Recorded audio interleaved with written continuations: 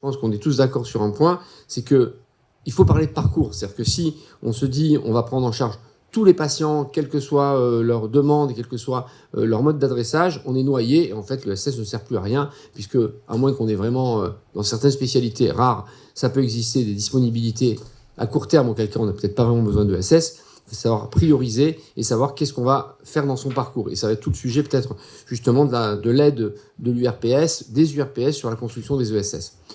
Donc, on a élaboré quelque chose qu'on a adressé à tous les médecins généralistes du département, avec justement ce qu'est une ESS et ce que ça n'est pas, les fameux 3 parcours dont on a parlé, et comment contacter notre coordinatrice, parce que ça aussi, il faudra en parler. Sans coordinatrice, pas de ESS, hein, c'est pas possible, c'est vraiment absolument impératif, et c'est d'ailleurs ce qui justifie les fonds conventionnels dont on devrait pouvoir bénéficier.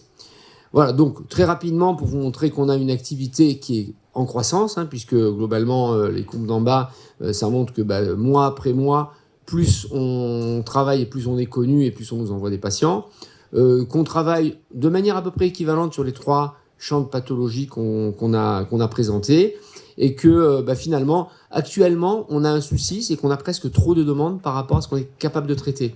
Pas tellement pour les médecins, parce que nous, on a réussi à, on en parlera, à organiser un petit peu nos agendas, mais par rapport au temps de coordination. Parce qu'une coordinatrice qui prend un appel comme ça, c'est pas une secrétaire qui va donner un rendez-vous.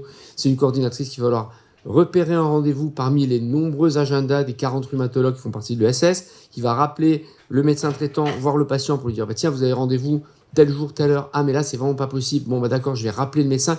Donc, c'est une demi-heure par dossier environ. Et donc là, on commence à avoir facilement 5, 6, 7 appels par jour, et elle est à mi-temps, parce que pour l'instant, on n'a pas les sous pour faire mieux. On les aura, on l'espère, avec la convention dont on va parler. Mais aujourd'hui, on est presque en train de dire, bon, allez, ne parlons pas trop de notre SS, parce que sinon, on ne va pas arriver à répondre à la demande. Et donc, voilà, donc globalement, il y a des médecins là où il y a des médecins, c'est-à-dire Marseille, Aix, un petit peu sur Aubagne-la-Ciotat, et beaucoup moins sur l'ouest du département. On a quand même réussi à embarquer les établissements hospitaliers. Ça, c'est quand même important parce qu'il y a des endroits où il n'y a que ça. Par exemple, Salon, qui est une ville qui est dans l'ouest des Bouches-du-Rhône, il n'y a plus de rhumatologues libéraux, mais il y a un service hospitalier où ils sont 4. Donc, ils travaillent avec nous. Quand on a besoin, quand on est sollicité par des médecins qui sont par là-bas, eh bien, on les oriente vers l'hôpital de Salon et on arrive à fonctionner comme ça.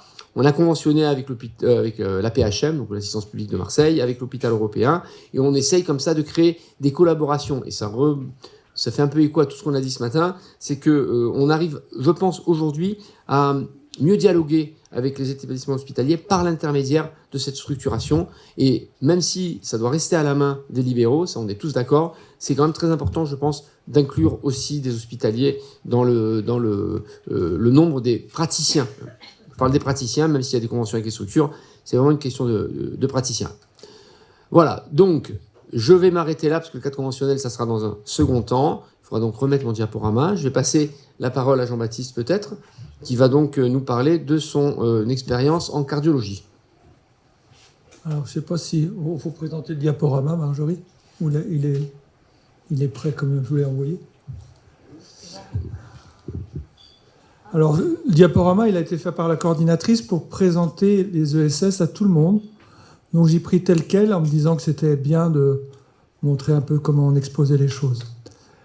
Donc, je ne sais pas comment je passe les diapos. Ah, c'est avec ça, d'accord. Donc, en fait, comme partout, il y a le problème d'accès aux soins. On a quand même un département qui est bien doté, mais finalement, il y a beaucoup de généralistes, mais pas tant que ça de cardiologues. Alors, je suis allé trop... Je sais pas si c'est... Voilà. Pas tant que ça de cardiologues. On est 8 cardiologues pour 100 000 habitants en comptant les hospitaliers et par rapport à une moyenne nationale qui est 25% au-dessus et on est 9% de libéraux.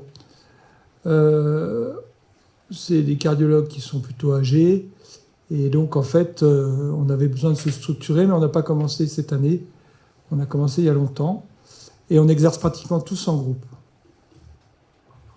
Pour ce qui est de la genèse de l'équipe de soins spécialisés, je la fais remonter en 2009, quand on a commencé à mettre en route des groupes d'analyse de pratique. Ça a l'air de rien, mais ça nous a permis, on était pratiquement tous les 25 cardiologues libéraux dans les 2 et 3 groupes, et de nous connaître, de partager ensemble nos problématiques d'accès aux soins, d'organisation professionnelle, avec ça a débouché sur des staffs protocolisés, puis sur des consultations avancées qui sont pour nous un moyen aussi de se rapprocher du terrain et d'améliorer la complémentarité à pratiquer avec les généralistes et d'optimiser par des protocoles les prises en charge globales dans notre spécialité. Et puis on a on a envoyé à l'ARS notre lettre d'intention lui signer notre projet de santé en 2022-2023.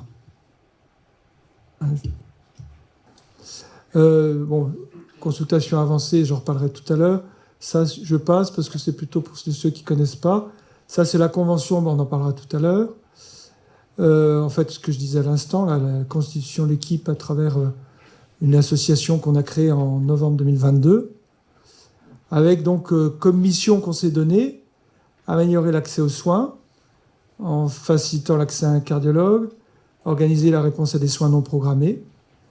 Alors, il faut savoir que dans notre équipe de soins spécialisés, on a, je vais le dire après, on a des cabinets dans les différents territoires, mais surtout concentrés dans la préfecture Angers, 3 cardiologues à Saumur, et à Angers, il y a 3 cabinets, 3 sites avec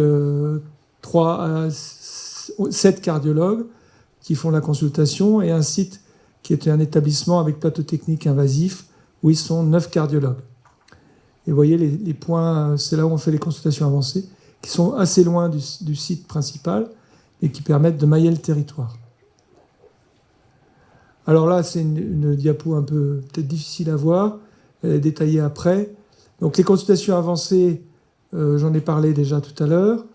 En fait, on a toujours besoin d'avancer parce que il faut qu'on soit toujours à l'aise pour répondre aux besoins du territoire sans avoir trop de délai pendant les consultations avancées, et donc trier les patients avec les généralistes, ceux qu'on doit voir absolument et ceux qui peuvent gérer tout seuls sans nous.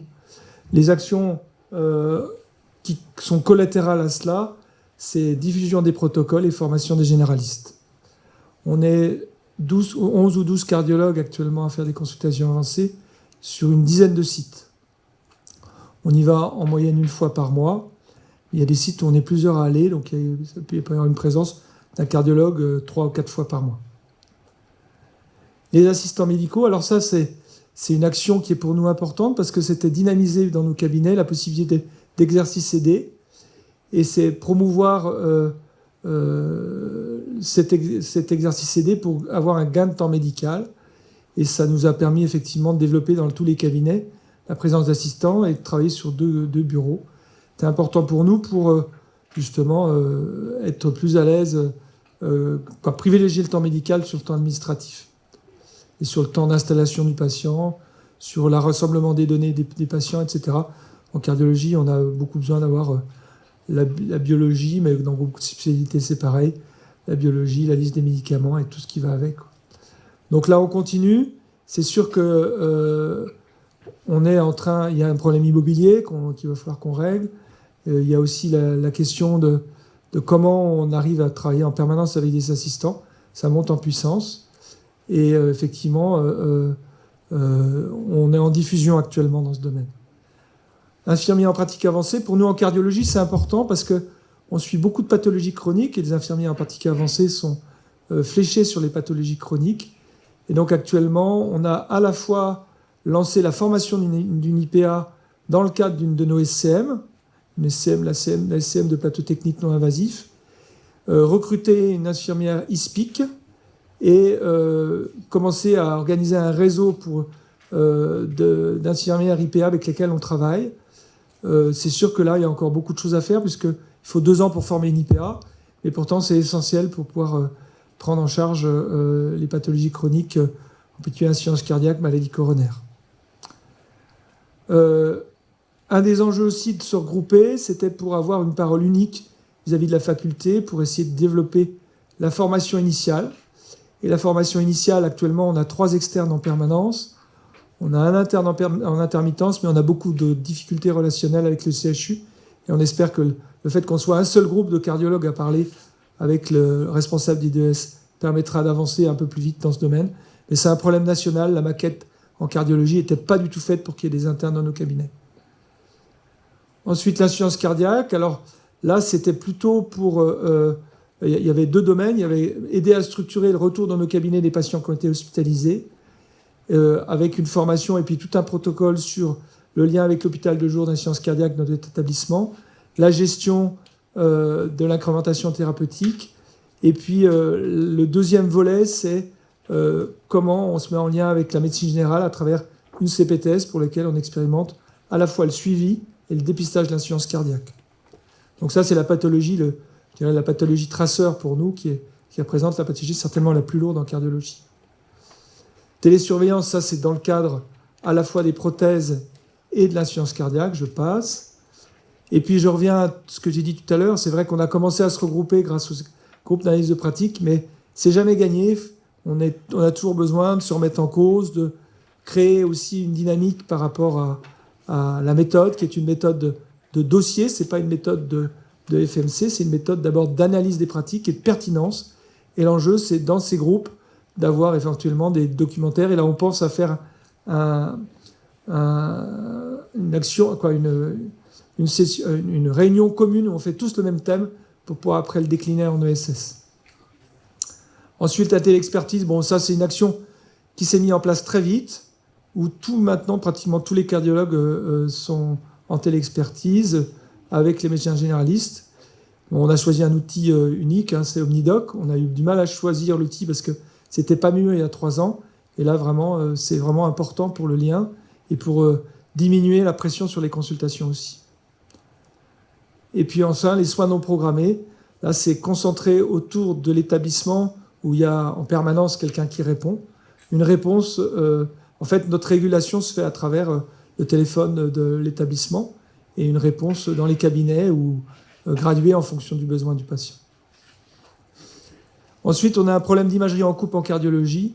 Tout notre problème, c'est de faire un parcours et une formation adaptée à tous les cardiologues pour faire qu'effectivement les examens soient à la fois avec les radiologues en collaboration sur l'interprétation des examens et aussi que l'expertise cardiologique puisse permettre de prendre en charge le patient correctement grâce à la fois à la formation de tous les cardiologues, mais aussi à l'expertise de certains cardiologues. Ensuite, on a 2 groupes qui n'ont pas encore démarré sur l'attractivité et la communication. Donc tout ça, c'est effectivement... je ne vais pas aller... ça, c'est sur la convention, comment on adhère à la convention. Donc en fait, notre objectif à travers l'équipe de soins spécialisés, c'est de favoriser l'accès aux soins spécialisés dans notre département. C'est renforcer le travail en équipe avec, donc, je disais, du travail aidé, mais aussi en équipe de cardiologues et avec, dans le cadre, par exemple, du parcours insuffisance cardiaque, avec généralistes, pharmaciens, infirmières. C'est attirer aussi les médecins vers la cardiologie, une cardiologie qui est dynamique, qui bouge et qui est ouverte à tout ce qui peut nous aider à mieux travailler. Et on est vraiment dans une dynamique de groupe. On a un bureau qui se réunit tous les mois, mais avec lequel il y a des réunions de travail aussi pratiquement plusieurs fois par semaine. Les groupes de travail se réunissent pour faire avancer les projets, les différents projets. L'enjeu, c'est de consolider l'expertise dans nos spécialités en libéral et c'est faciliter la prise en charge en second recours.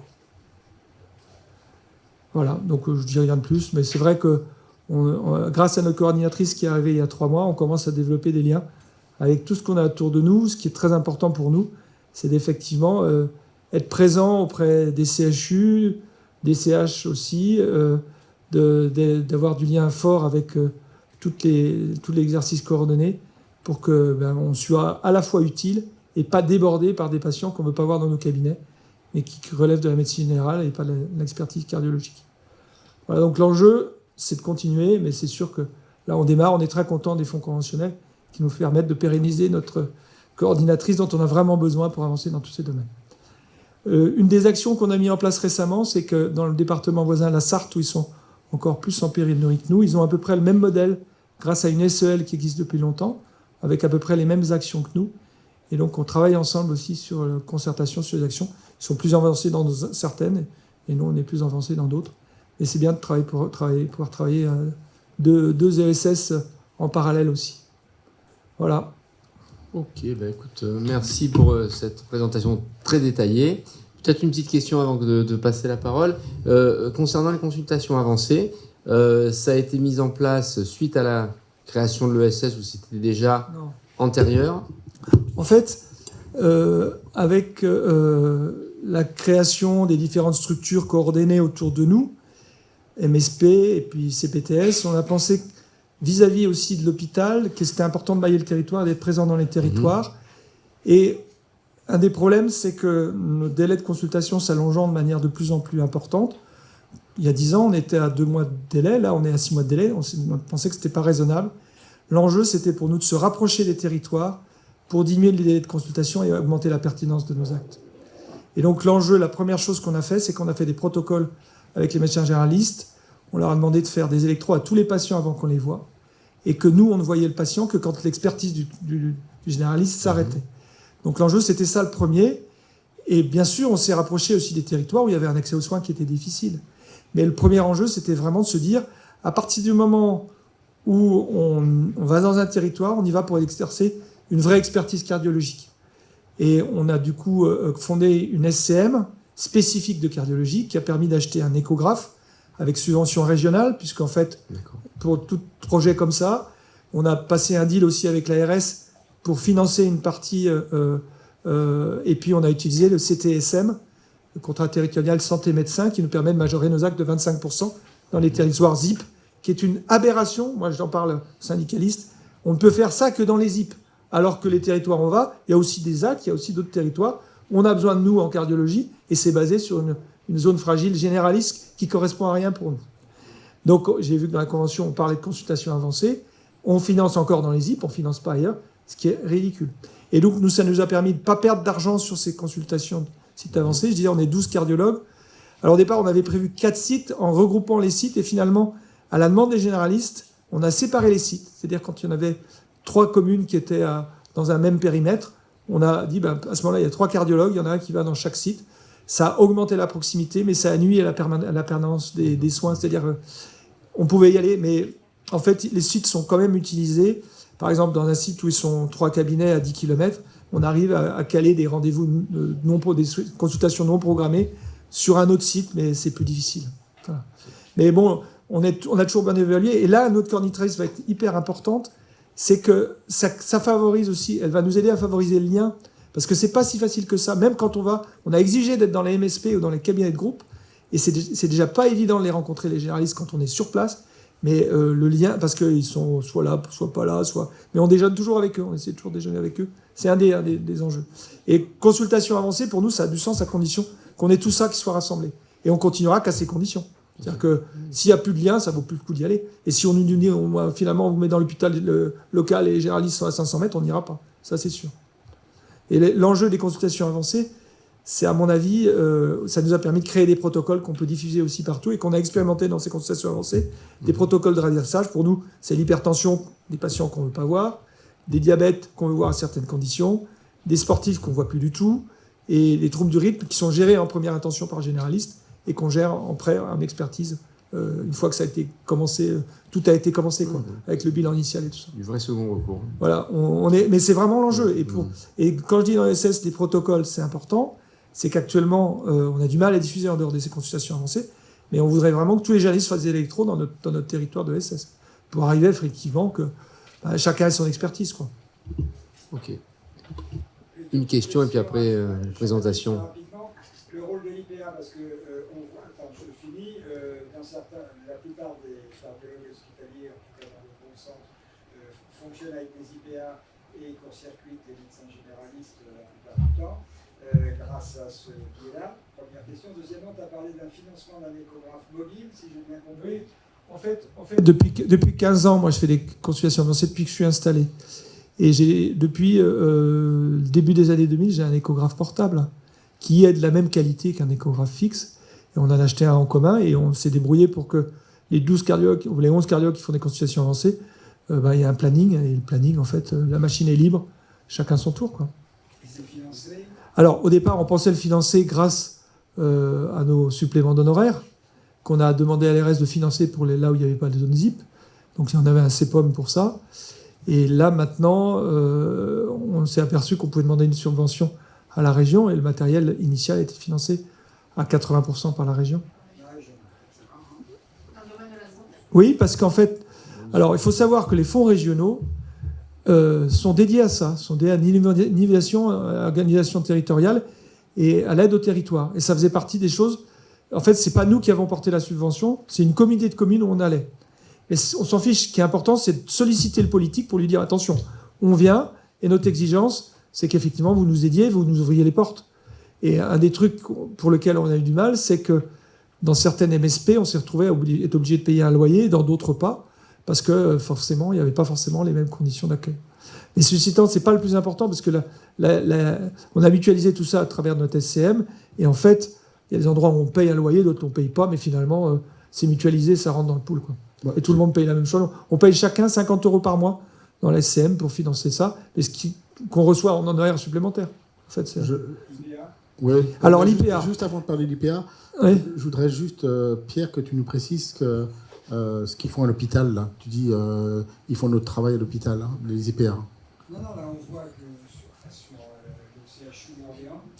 Mais est-ce que c'est le sujet, l'IPA? Parce que c'est un autre sujet. Oui, non, mais l'IPA, alors nous, notre objectif, nous, l'IPA. C'est quelque chose d'important parce que. Mais c'est fondamental. Comme il le disait, dans la majorité des équipes spécialisées hospitalières, actuellement, les IPA qui sont dans les services sont des ping-pong entre le spécialiste d'organes, service. l'IPA, le généraliste reçoit des courriers, mais ne voit plus le patient. Alors nous, nos protocoles, parce que l'IPA travaille sur protocole, il faut se rappeler. L'enjeu de nos protocoles pour l'IPA, c'est de travailler justement sur ce que ne font pas les généralistes au cas par cas. L'enjeu, l'insuffisance cardiaque, c'est très clairement un enjeu. Un patient chez qui on découvre une insuffisance cardiaque, nous, cardiologues, on sait qu'il faudrait qu'on le voie tous les 10 ou 15 jours pour faire l'incrémentation thérapeutique et arriver aux doses cibles. Le généraliste, 90% des généralistes, je ne dis pas 100%, ont du mal à gérer ce problème. Avec un protocole, on peut le gérer avec une IPA. Le deuxième truc, c'est les coronariens. Les coronariens, ils ont besoin d'éducation thérapeutique, ils ont besoin d'enjeux sur les facteurs de risque, de gestion éventuellement de leur traitement. Je ne dis pas que le généraliste ne le fait pas, mais ça, on peut le faire aussi en lien avec le généraliste. Il n'est pas question de mettre le généraliste sur le côté, il est question de se dire, les généralistes sont aussi débordés, et quelquefois, ils ont une limite de compétences qu'ils nous demandent d'assurer. Et nous, l'IPA, elle est sous notre responsabilité pour gérer ces choses-là. Après, tu vois, il y a un truc qui paraît basique. Le sevrage tabagique, pour nous, c'est très important en spécialité pour toutes les pathologies cardiovasculaires. Le sevrage tabagique, le généraliste, il y en a certains qui sont formés, très peu. Et pourtant, on sait que c'est fondamental dans la prévention secondaire. Donc nous, aux préventions primaires, mais nous, on les voit en prévention secondaire. Donc notre enjeu, c'est de confier tout ça à une IPA. Pourquoi ? Je pense que l'IPA fera des choses que nous-mêmes, cardiologues, ne faisons pas, mais on n'aura plus l'impression de se dire un insuffisant cardiaque, je dois le voir dans les 15 jours et avoir de la pression sur notre agenda. Par contre, on dira au généraliste, ben voilà, l'IPA le voit dans 15 jours. Si tu veux voir le patient dans 15 jours pour augmenter l'entresto, augmenter le bêta-bloquant ou s'assurer que la dose est adéquate en aldostérone, ok, on te l'envoie. Si tu peux pas, nous, on le donne à l'IPA. Voilà, c'est ça l'enjeu. Mais c'est pas du tout remplacer le généraliste. Au contraire, et dans notre proximité qu'on a avec les généralistes sur le protocole qu'on a déjà développé, ça fait partie de nouveaux protocoles, mais ça sera les protocoles de l'IPA, pas les protocoles du cardiologue. Et l'enjeu, il est là. Mais paradoxalement, moi, par rapport aux généralistes actuellement, j'ai aucun mal à dire ça parce qu'à 80%, ils ont besoin qu'on les aide dans ce domaine aussi. Et c'est des domaines spécialisés, et il est hors de question qu'on ait une IPA pour s'occuper d'hypertendus. Et concrètement, comment vous vous êtes organisé pour le lien avec le généraliste ? C'est-à-dire, concrètement, que l'IPA aille faire les adaptations en fonction de protocoles que je maîtrise pas bien, me gêne pas. Ce qui m'intéresse, c'est la manière dont je suis, la manière dont elle communique avec moi. Alors chaque fois que si c'est un truc à part, ça alors pour le moment, on pas. n'a pas d'IPA qui fonctionne en insuffisance cardiaque, on est qu'une ISPIC. Une ISPIC, c'est une infirmière spécialisée en insuffisance cardiaque. Cette infirmière spécialisée, chaque fois qu'elle voit le patient, elle fait un courrier généraliste au cardiologue. C'est que, de toute façon, elle travaille comme nous. Une IPA, il faut se rappeler qu'elle a... Enfin, là, c'est une ISPIC, mais elle travaille sous l'entête des cardiologues pour lesquels elle est responsable. Et chaque fois qu'elle voit un patient, elle décrit tout. Et je peux t'assurer que pour nous, même pour nous cardiologues, c'est aussi bien que nos courriers à nous. Je ne veux pas le dire, tu vois, positivement, c'est des gens qui ont appris à travailler avec les mêmes conditions que nous. Mais ils nous gagnent. L'enjeu, c'est que notre plus-value de nous, cardiologues, c'est de pouvoir confier ça parce qu'on sait qu'elle le fera aussi bien que nous. Et si ça ne va pas, on est là en arrière-plan. De toute façon, une IPA, pour nous, dans une spécialité, alors je parle pour ma spécialité en plus, elle travaille en co-responsabilité avec le cardiologue. C'est-à-dire qu'elle ne peut pas générer elle-même une attitude qui n'a pas été prévue dans le protocole. Ce n'est pas possible. Bon, on va être obligé de poursuivre. Donc, je vais passer la parole à Nordine pour nous faire parler de son expérience SS en urologie. Merci de me donner la parole. Merci aux précédents orateurs avec des expériences très intéressantes. Moi, je vais vous présenter quelque chose qui est en gestation. J'ai apprécié de voir ce qui a été déjà construit et qui est en train de grandir. Et donc moi, je suis urologue libéral à Auxerre et vice-président de l'URPS en Bourgogne-Franche-Comté. Avec certains collègues de différents endroits de la Bourgogne-Franche-Comté, on s'était posé la question depuis un petit moment de comment on pourrait travailler ensemble sur un accès pour nos patients, mais plutôt un accès à l'innovation. Vous avez parlé sur les présentations à l'accès aux soins, à comment améliorer. Et nous, notre priorité, c'était déjà l'accès à l'innovation. On avait chacun des activités d'innovation qui se rapprochaient, et puis en plusieurs groupes, on s'est dit comment on pouvait faire une association. On a chacun nos CELAR, le CELAS et autres, comment on pouvait faire. Et on a vu apparaître donc cette possibilité d'ESS. Et quand on a regardé un petit peu le cahier ce qui pouvait éventuellement être fait, même si on n'avait pas encore tous les éléments, on s'est dit effectivement ce qui est demandé. Oui, c'est moi qui ai la diapo, pardon. Ça représente déjà un peu ce qu'on fait, et il y a des choses qu'on pourrait apporter en plus. Donc, en Bourgogne-Franche-Comté, on est à peu près une trentaine d'urologues libéraux. Les équipes pilotes, donc je vous ai dit, c'est entre Auxerre, Dijon et Besançon, dont 2 représentants URPS à Auxerre et à Besançon. Eh bien, on a commencé cette réflexion. Et donc, je vous présente mes collègues. Et on a pu recenser à peu près 30 urologues libéraux de différentes équipes, dont je vous montrerai la carte tout à l'heure, qui sont sensibilisés et intéressés par un projet d'équipe. Voici comment sont à peu près répartis les urologues libéraux en Bourgogne-Franche-Comté. Il y a un vide au milieu, hein. On en parlera pour les consultations avancées. Les chiffres ne sont pas parfaits, hein, mais en tout cas, ça représente à peu près là où on est situé. Et sur la deuxième carte, c'est les mouvements des patients. Et on voit que préférentiellement, ils vont auprès des équipes les plus proches de chez eux. Donc on travaille chacun à peu près dans notre territoire en ce qui concerne les accès des patients. Mais on va dire notre objectif principal, ce qui nous intéresse le plus, c'était l'innovation thérapeutique. Et les objectifs associés ce sont les consultations avancées que certains pratiquent déjà. Développer l'usage de la téléexpertise, et donc on va voir les outils qui sont à proposer, comment on peut les utiliser, les améliorer. Être support à des RCP, surtout les RCP de second recours. Dans l'actualité des agréments et des mentions de chirurgie et de thérapie, eh bien, il faut avoir des RCP d'oncologie qui soient plutôt d'envergure régionale. Et pourquoi pas avoir une RCP, étant donné que le projet de SS est régional, pourquoi pas avoir une propre RCP régionale de second recours en ayant identifié les plus compétents dans certains domaines parmi nos équipes. Continuer d'assurer la permanence des soins.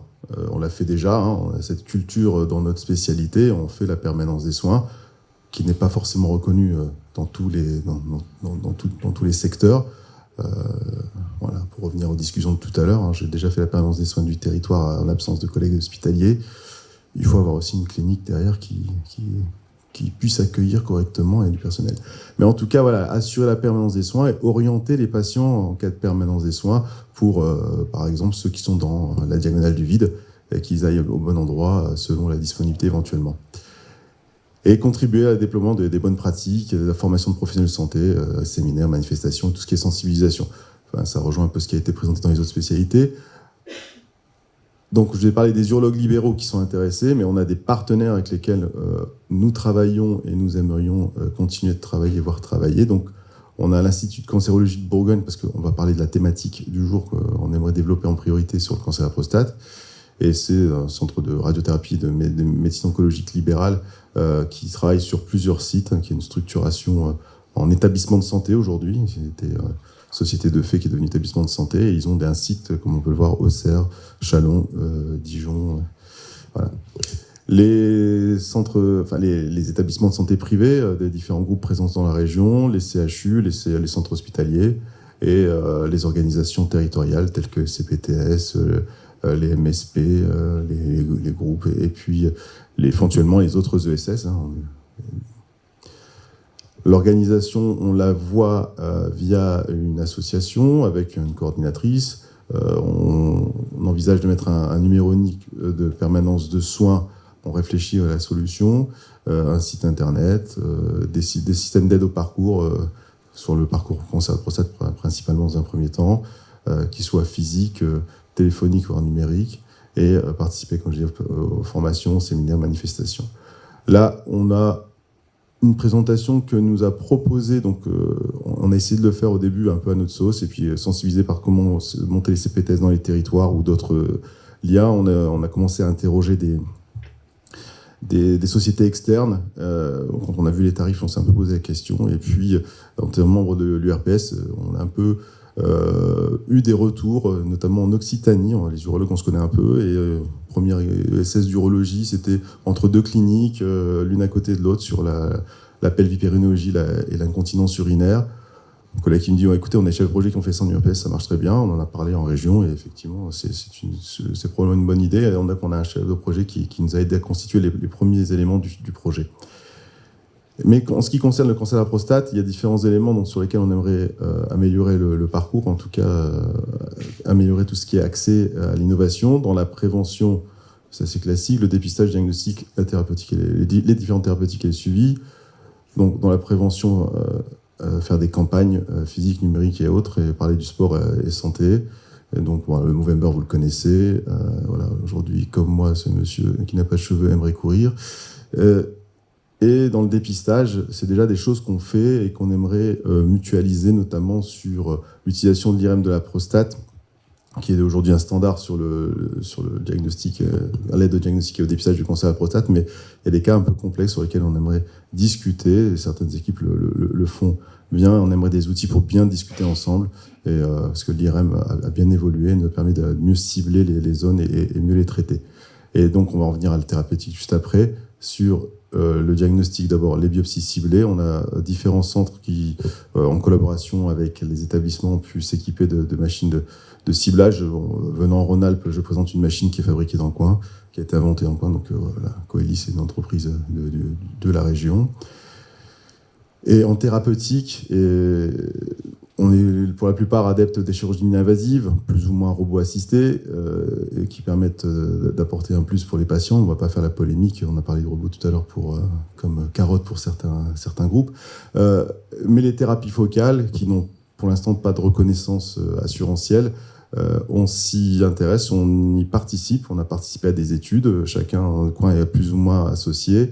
Et on s'intéresse à différentes technologies, et on aimerait optimiser l'accès des différents patients et mutualiser nos ressources patients pour les orienter au bon endroit selon les technologies qui seraient les mieux adaptées, et pas faire des multiplications d'investissements et la course à l'échalote des établissements de santé et des groupes.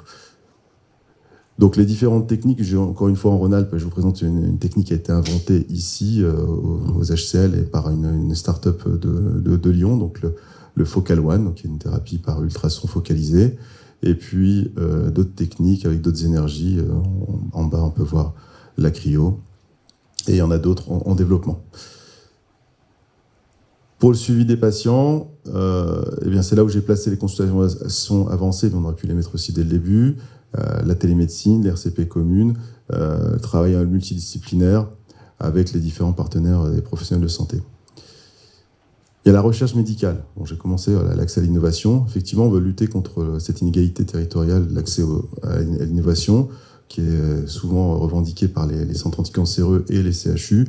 Mais on voit beaucoup de patients, on en soigne beaucoup, et on aimerait leur apporter toute cette technique, cette technologie. Et puis je pense qu'on a assez de matière grise pour pouvoir les aider et les orienter. les internes pour leur formation, le compagnonnage, les aides à la publication et grâce à une ESS, pourquoi pas leur proposer des stages multisites. Vous avez vu notre région, cette grande diagonale du vide, des internes qui viennent de Besançon ou de Dijon, un CHU de Dijon qui est excentré par rapport à la localisation d'autres centres, notamment celui où je suis. Je vais avoir un poste d'interne, pour l'instant ils ne viennent pas, mais si demain un interne on lui dit tu peux être entre Dijon et Besançon, ou entre Besançon et puis et Dole par exemple, ou entre Dijon, voilà. Si on peut s'organiser entre nous avec chacun nos spécificités, peut-être que ça pourrait attirer les internes pour avoir un stage de 6 mois assez complet dans différents sites. La question, quand on m'a envoyé il y a quelques jours, donc en me demandant de participer, c'est l'avenir, l'ESS avenir de l'activité libérale. Je vais essayer d'y répondre en 2-3 slides. Est-ce que c'est l'avenir de l'urologie libérale en Bourgogne-Franche-Comté? Est-ce qu'on a cette prétention? Je répondrai dans un premier temps, non, peut-être. Parce que le médecin libéral, classiquement, tel qu'on peut l'imaginer, il est plutôt quelqu'un qui veut travailler seul, qui n'a pas vraiment d'esprit d'équipe. On en rencontre encore un peu. Il préfère avoir son autonomie. Je m'installe en libéral pour être tranquille. Je fais les soins comme j'ai envie. Je gère mon emploi du temps comme je veux. Donc, vouloir parler d'équipe avec certains confrères qui ont cette logique-là, c'est un peu difficile. Mais en urologie, on a plutôt une tendance à être en équipe. On a, comme je vous l'ai dit, nos CELAR, nos organisations. Et puis, on aime bien avoir parfois l'expertise collective qui peut être intéressante pour nous et qu'on aime bien partager. On partage aussi les responsabilités administratives et cliniques. Donc, en s'organisant en société et autres. Puis on veut surtout assurer la continuité des soins. On parlait des faibles effectifs à certains endroits et d'astreindre tout le temps, c'est pas tout le temps agréable. Oui, donc je vous l'ai dit, comment on peut être structuré, société de fait, CPS, CM, CLR et autres. Mais pour rejoindre la discussion d'à côté, c'est la question des contrats avec les établissements de santé. Ces contrats, ils sont individuels. Les responsabilités, elles sont individuelles. On a envers les établissements une autonomie professionnelle sur les décisions cliniques qu'on prend. La relation contractuelle qu'on a avec, elles sont directes. La gestion des actes médicaux, on l'a fait directement aussi. Et les protections juridiques, elles sont individuelles. Donc il y a la question à se poser, c'est quand on travaille en groupe et quand on travaille en équipe, quand on travaille sur des grandes envergures, avec l'ambition qu'on a là, au niveau régional par exemple, c'est qu'en est-il des responsabilités et du groupe. Et peut-être qu'à la fin, on arrivera à faire une vraie équipe et se présenter à différentes compétitions. Voilà. Ok, merci. On est passé, oui. On est en phase de recrutement et ça se passe bien. Je ne sais pas si Dijon est dans le top 14, mais il le mérite très bien. Ça arrive. Remarque, mais on va dire que l'IA qui m'a généré ces images avait des images un peu trop sexistes, voilà, et j'ai trouvé celle-ci un peu, l'image de l'équipe, effectivement. L'IA génère des choses un peu trop sexistes, je trouve, trop moulant et voilà. Donc là, on est sur un projet, on n'est pas sur une équipe qui est fonctionnelle, donc il faudra voir ce que ça donne au final. Une question. Oui, une question. Je n'ai pas bien vu dans ta présentation la spécificité de l'ESS par rapport à l'exercice actuel, le mode d'exercice actuel en termes d'organisation, en termes éventuellement d'expertise, en termes de consultation avancée, en termes de répartition des astreintes entre les urologues, etc. L'idée, c'est, encore une fois, c'est l'accès. Et avant le SAS, c'était d'avoir un numéro unique et derrière d'orienter selon les territoires et vers les référents de ces territoires. On voit que les populations, elles vont vraiment vers ces endroits-là. Donc, quelqu'un de connu de l'équipe byzantine va aller directement vers l'équipe byzantine et orienter vers cette équipe. Donc, sur la permanence, un numéro unique, mais pas de changement. On a vraiment axé sur l'innovation. Et ce qu'on aimerait, c'est que cette équipe permette d'appuyer les demandes d'innovation. Et derrière aussi, on a les accréditations, par exemple, qu'on a dans individuelles ou en équipe liée à des établissements. Je pense qu'à un moment, il faudra réfléchir, quand on veut augmenter le niveau scientifique, actuel et organisationnel, eh bien, avoir peut-être une accréditation par équipe ESS et régionale. Voilà. Donc c'est l'innovation, les RCP, la télé-expertise entre nous, trouver les référents dans des cas très, très compliqués, pas forcément devoir les amener aux quatre coins de la France, mais on peut travailler entre nous, mais avec des outils communs qu'on aimerait développer, mettre de la coordination dans tout ça, et puis que les patients soient orientés par rapport à leur territoire. Quand tu parles de RCP, c'est avec la cancérologie ou c'est des réunions entre vous? Alors, c'est une très bonne question. Aujourd'hui, on a déjà une RCP de cancérologie territoriale qui est organisée via le GRAD et l'outil qu'on a en Bourgogne-Franche-Comté qui s'appelle le DCC, Dossier commun de cancérologie, qui est assez ancien, qui est en cours d'évolution, qui deviendra en IRCP, et donc qui nous permettra effectivement, pour l'onco, d'avoir un outil qui nous permettra de faire des visios, parce que bon, on ne va pas tous se déplacer à Beaune ou ailleurs pour faire une réunion une fois par semaine. On présente par territoire facilement 50 ou 60 dossiers, donc si on vient pour 300 ou 400 dossiers toutes les semaines, c'est pas possible. Non, une RCP régionale d'onco, on la ferait pour des cas très, très spécifiques. Par contre, on a une autre obligation qui rend les choses un peu difficiles, et je rejoins donc la première équipe de SS qui a été faite en Occitanie, c'est sur la pelvipérinologie et l'incontinence urinaire. Il y a un décret qui est sorti depuis 2020. On a du mal à s'organiser dans chacun de nos territoires avec les collègues gynéco et autres. Et effectivement, ça, c'est un deuxième axe que je n'ai pas amené, mais qui sera une nécessité pour nous, c'est de pouvoir s'organiser et de le faire plutôt en régional. Ce sera plus facile de trouver des gynécologues disponibles avec lesquels discuter pour valider ces dossiers. Donc des RCP autres aussi, pas que en onco. Ouais, non, c'est simplement une histoire de terminologie. Hein. Donc c'est des réunions entre vous, urologues. Alors, en onco, elles ne sont pas qu'entre urologues. En onco, je connais bien. Voilà. Mais... En pelvipérinologie, elles ne sont pas qu'entre urologues. Ouais. Voilà. Non, c'est des véritables RCP. Ensuite, on peut avoir des staffs de dossiers compliqués. Ça, ce sont des staffs, c'est différent. Staffs, ouais. Et dans les accréditations, on nous demande de faire des staffs aussi. Ouais. Non, je dis simplement, ça n'a rien à voir avec les ESS, mais il faut faire attention à la terminologie. RCP, ça a une très grosse connotation cancérologique obligatoire.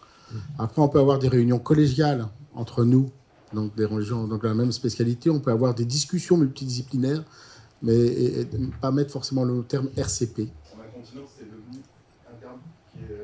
Mais dans ce cas, c'est des DMD, des discussions multidisciplinaires. Non, c'est RCP. Tu es obligé. Donc, tu vois, RCP, c'est obligatoire. C'est le côté obligatoire. Il y a un décret qui est sorti qui nous rend obligatoire. Il nous faut plusieurs spécialités, multidisciplinarité. Donc, ça rejoint le terme RCP. Mais c'est un autre sujet que les ESS. RCP, c'est aussi en médecine générale avec toutes les professions de santé. Donc, c'est plus générique que ça, je pense, que la cancéro. Nous, en cardiologie, la RCP, c'est aussi les staffs valvulaires et heart team avec anesthésiste, gérontologue, et chirurgie cardiaque interventionnelle et cardiologue de base. Donc, je pense que tu ne peux pas réduire ça à la cancéro. Ok, donc là, on a eu des exemples alors, plus ou moins matures de SS. Donc, alors déjà, la réponse est dans la Convention. Est-ce qu'on est censé avoir un cadre assurantiel particulier ? A priori, non, puisque dans le cadre conventionnel, les équipes de soins spécialisées ne sont pas des structures de soins, c'est simplement des structures de coordination. De coordination, il n'y a pas d'actes médicaux qui seront faits, donc ça permet de vous enlever un poids apparemment sur cette histoire-là. Donc en fait, ce qui est intéressant quand même dans la Convention, c'est que finalement, tous les exemples qui ont été pris, moi je ne suis pas rentré dans le détail, mais j'aurais pu, et finalement, on retrouve beaucoup de choses qu'on a pu proposer et qu'on a pu expérimenter. Et finalement, comme je dis, c'est un des rares chapitres de la Convention qu'on a à peu près écrit nous-mêmes et qui nous convient à peu près aussi. Donc globalement, on est tous sur des missions socles qui sont à peu près les mêmes, c'est-à-dire la coordination dans une logique de parcours, la structuration de l'offre de second recours, la facilitation entre le premier, deuxième et le troisième recours, une réponse adaptée aux besoins du premier recours. Donc on voit bien quand même qu'il y avait un chaînon manquant, et a priori les ESS pourraient combler ce vide. Une organisation pour pouvoir donner des avis de spécialistes dans des délais réduits. Tous autant qu'on est, on a cette logique-là. Sachant qu'ils ont rajouté, et là ça reste encore très flou, des missions optionnelles, avec des phrases très techno, améliorer légal, accès aux soins de spécialité en termes géographiques et financiers. Bon, consultation avancée, ça c'est concrètement quelque chose d'important, notamment dans les ZIP, mais comme tu disais, avec les limites justement de la prise en charge et des financements. Il vaut mieux que l'émission optionnelle soit floue. Oui, je pense qu'elles sont incomplètes aussi, parce que finalement, ils ont mis ça, mais bon, on a parlé, vous avez vu, on a parlé de formation, ça n'en fait pas partie, je pense que c'est vraiment quelque chose que l'ESS doit s'approprier. Je pense que l'intérêt de se structurer, on en parlait là, c'est aussi d'être plus visible, et donc, si on est plus visible, on aura peut-être un peu plus de pouvoir justement pour pouvoir faire valoir notre point de vue de libéraux. Et c'est vrai que par exemple, en termes d'accueil d'interne, c'est peut-être mieux si c'est l'ensemble de l'équipe qui va chercher un interne, plutôt que si c'est un urologue ou un rhumatologue dans son cabinet. Bon, on peut espérer peser un petit peu plus si on est bien structuré et si on a créé du lien avec le troisième recours qui finalement finira peut-être par reconnaître, vu ce qu'on nous a dit ce matin, c'est-à-dire l'augmentation considérable des internes, que c'est pas plus mal aussi d'envoyer de temps en temps des internes se former en ville, ils verront autre chose, et puis bon, de toute façon, ils iront en ville au bout du compte. Donc, à faire, ça serait pas mal qu'ils y mettent un orteil. Mais ça, c'est aussi intéressant parce que, par exemple, dans le financement, on parle pas du financement de missions optionnelles, contrairement au CPTS, où on a les missions socle et les missions optionnelles avec des ACI complémentaires. Là, pour l'instant, ça reste encore très très flou. C'est pour ça que on a des réponses, mais il reste encore beaucoup de questions. Donc, parmi les conditions pour créer une ESS, hein, il y a des conditions qui sont avant tout géographiques, hein, donc un départ a priori plutôt départemental et avec un objectif plutôt régional à terme. Alors pour être dans une ESS, alors ça dépend aussi des régions bien évidemment, hein, ça on en parlera aussi à chaque niveau, c'est que ce qu'on peut faire nous en PACA dans un département où il y a 2 millions d'habitants, bah forcément ça va pas être la même chose en Franche-Comté, où il y a peut-être pas 2 millions d'habitants dans toute la région. Donc forcément, les choses vont s'adapter à chaque territoire. Mais néanmoins, il y a quand même quelques éléments, comme par exemple, il faut au moins 10 médecins de la spécialité concernée. Question, est-ce qu'on inclut dedans les médecins hospitaliers ou pas? Je ne sais pas, on n'a pas de réponse. Enfin, peut-être Patrick, il y en a une, mais moi je crois que... Est-ce qu'on inclut dedans, dans les 10 médecins de la spécialité concernée, des hospitaliers? L'ensemble des médecins du territoire et il faut environ en 3 ans atterrir sur 10 médecins, d'accord? On peut commencer à 2 ou 3. Tout à fait. Donc c'est 15% en fait, voilà. 15% des 10, c'est-à-dire 1,5 médecin. Et puis c'est là encore en fonction des territoires. Tout à fait. Parce que vous n'aurez pas 10 urologues, donc vous ne pourrez pas monter une ESS bureau. Mais il faut quand même une masse critique pour répondre aux... Ouais, excusez-moi. Non, mais tu as raison. Et alors, pour anticiper... Même interrégional. Pour anticiper, voilà, il y aura des questions sur... C'est pas 10 médecins, c'est 10%.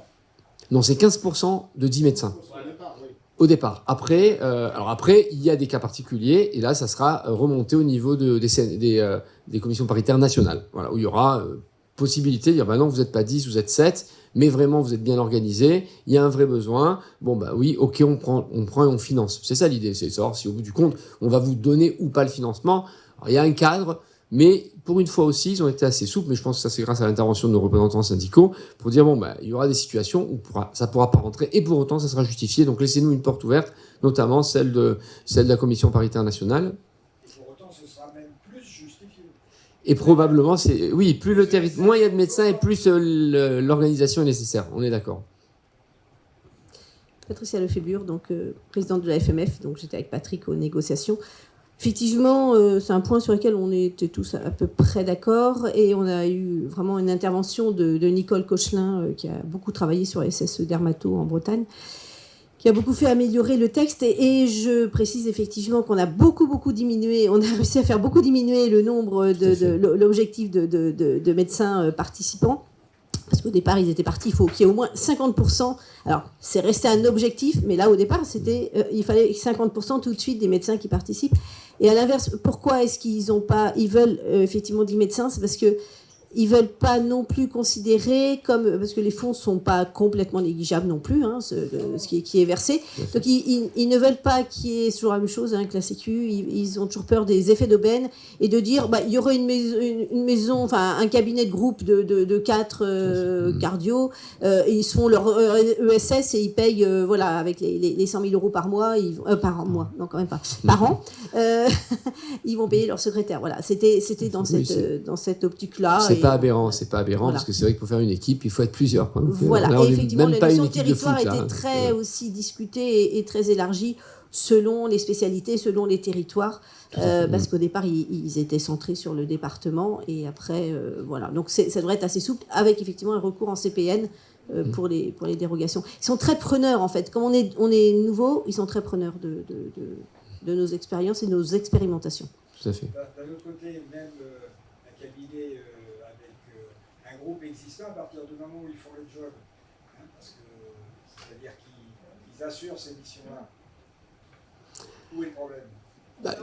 C'est plus difficile. Hein, Oui, mais là, ça devient... Voilà, le problème, c'est... Je comprends, mais c'est que là, voilà. Il doit y avoir une proportionnalité avec le nombre de médecins, parce que là, c'est tout ou rien. C'est l'enveloppe du fonctionnement, c'est 80 000 à 100 000. Alors, pas tout à fait quand même, parce que ça va être justement calculé, notamment en fonction du nombre de membres de l'ESS. Donc, si une ESS est minimaliste, c'est-à-dire il n'y a que le minimum requis, ben, ça sera plutôt 50 000. Par contre, si on a jusqu'à 100, je crois, médecins, ou à partir de 100, alors je pense que les seuils seront aussi à discuter, là on peut arriver effectivement à ces fameux 100 000 euros. Donc on a intérêt à avoir de grosses équipes. Ce qui est intéressant quand même, c'est que, bon, je le dis juste après, les ESS ne sont pas des ESS de pathologie, mais des ESS de spécialité. Ça, c'est quelque chose aussi d'important. C'est-à-dire que moi, je trouve ça assez logique quand même que, de base, il y ait quand même un parcours qui soit constitué par une spécialité. Ça ne veut pas dire pour autant que c'est fermé aux autres spécialistes. Alors moi, je prends l'exemple de la rhumatologie. Pour l'instant, on a pris 3 parcours, comme vous avez vu, ostéoporose, rhumatisme inflammatoire et radiculalgie. Mais admettons qu'on rajoute un parcours douleur chronique.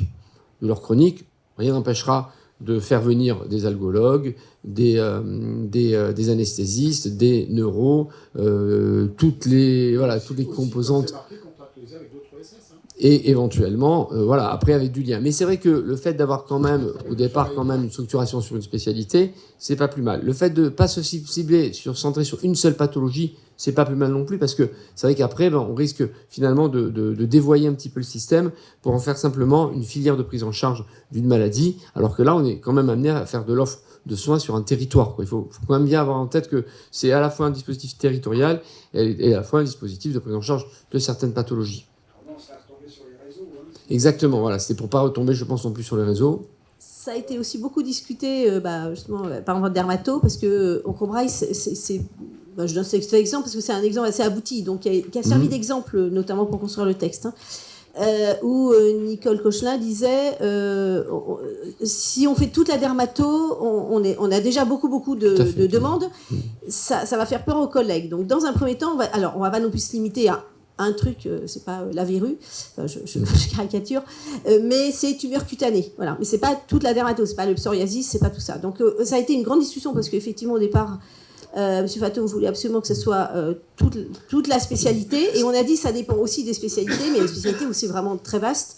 Donc, pareil, ça peut être souple, ça peut être tout, mais si sur un territoire on a plus envie de se cibler sur un truc précis, voilà, les urgences, les choses comme ça, ça peut être accepté aussi. Et au-delà de ça, si on se met à tout prioriser, il n'y a plus besoin de ESS. C'est-à-dire que si on se retrouve à dire on doit tout prendre, c'est ce qu'on fait aujourd'hui. Donc ça n'a plus d'intérêt. Donc ça, on l'a fait remonter nous aussi bien sur pathologie.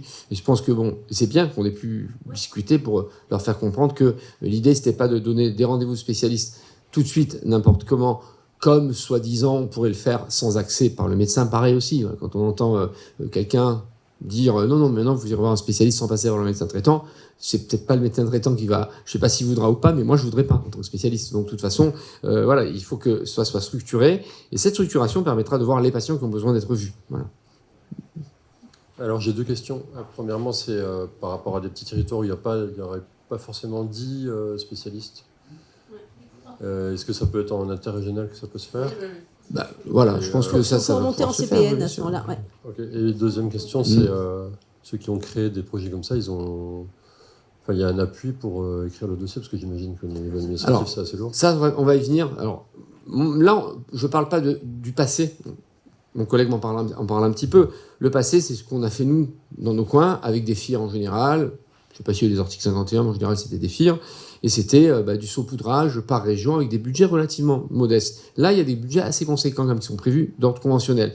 Après, la question, et ça c'est pareil, nos négociateurs qui peut-être pourront répondre, c'est est-ce que tout dossier qui rentre dans le cadre sera nécessairement validé, ou alors est-ce qu'il y a une limite? Parce qu'on peut imaginer que, alors déjà, Je pense que sur les régions, parce que c'est quand même l'ARS qui va valider les projets, ils en valideront probablement, rarement, plusieurs sur le même territoire. Donc si par exemple... C'est pas possible. Voilà, donc déjà ça limitera un petit peu. Et il est...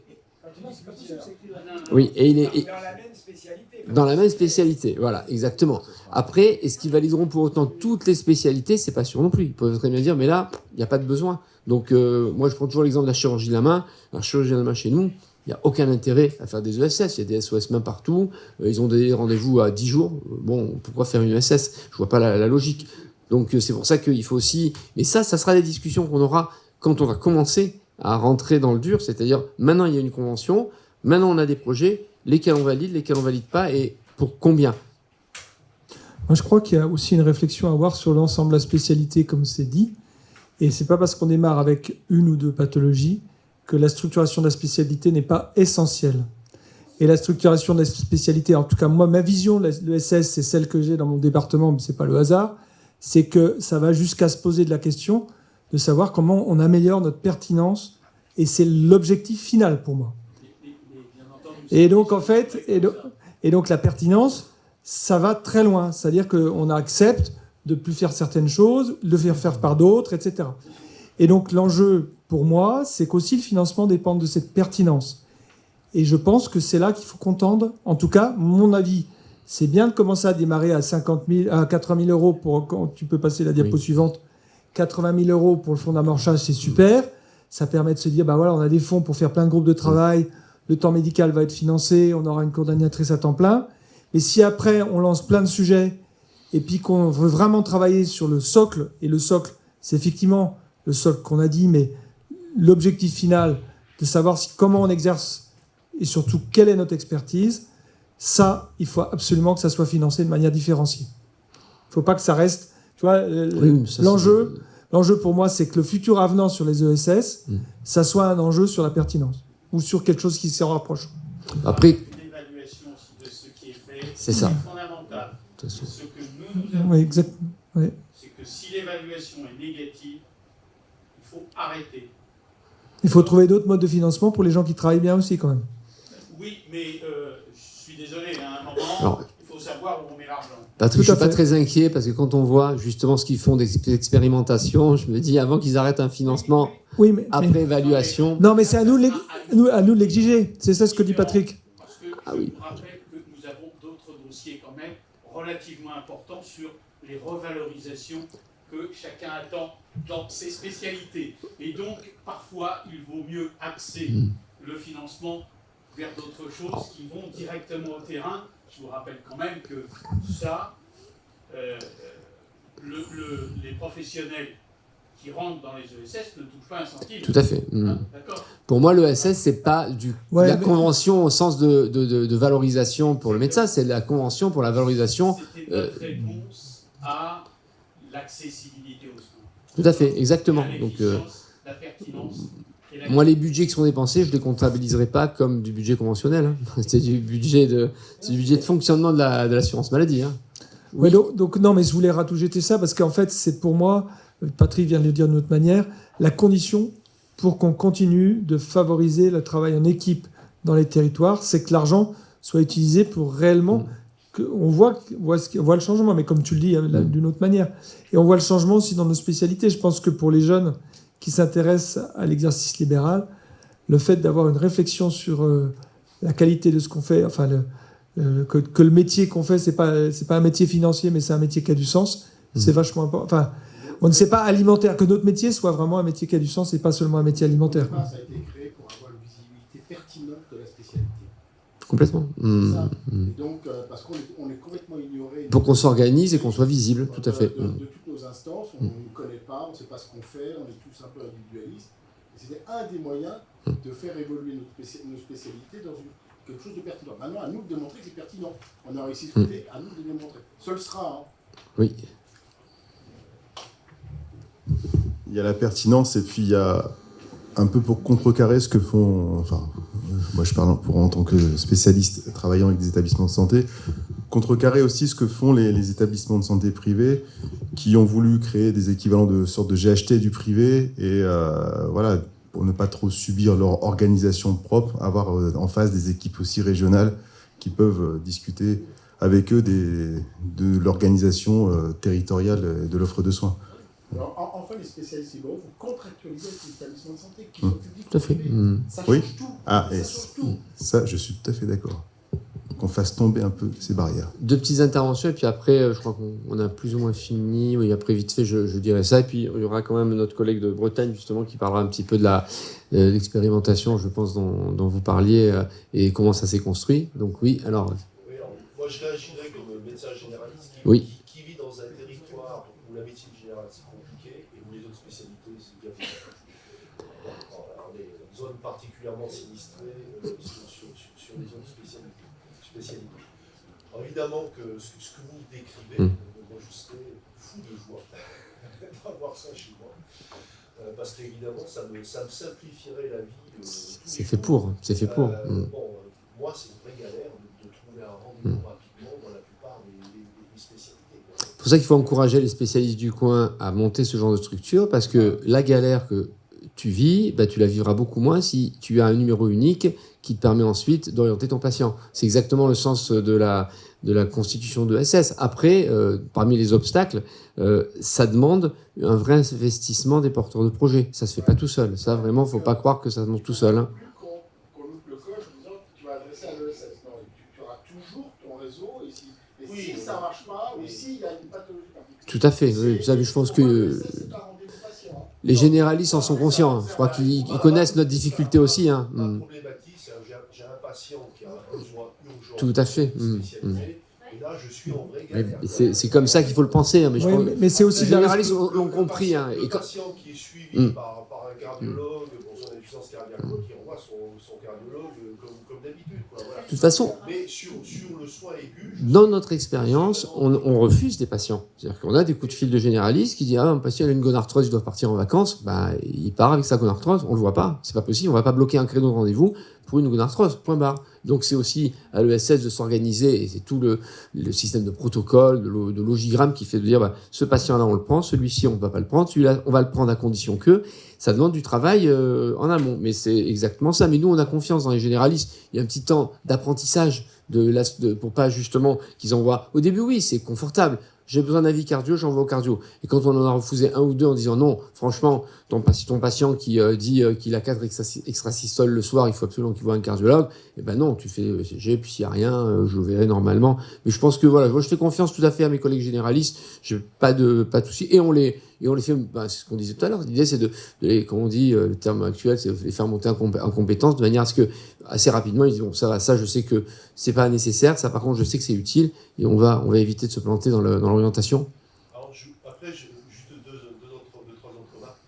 Alors, je mets un petit bémol sur l'IPA qui éventuellement se substituerait sur le suivi chronique, enfin sur le suivi du patient en post-aigu. C'est dogmatique, ça. Voilà. Je pense que ça, il faut que ça soit vraiment qu'on laisse le choix. Bon, aujourd'hui, moi, les décompensations cardiaques aiguës, je les gère tout seul, et puis le cardiologue va les voir une fois que j'ai un peu stabilisé. Tant mieux.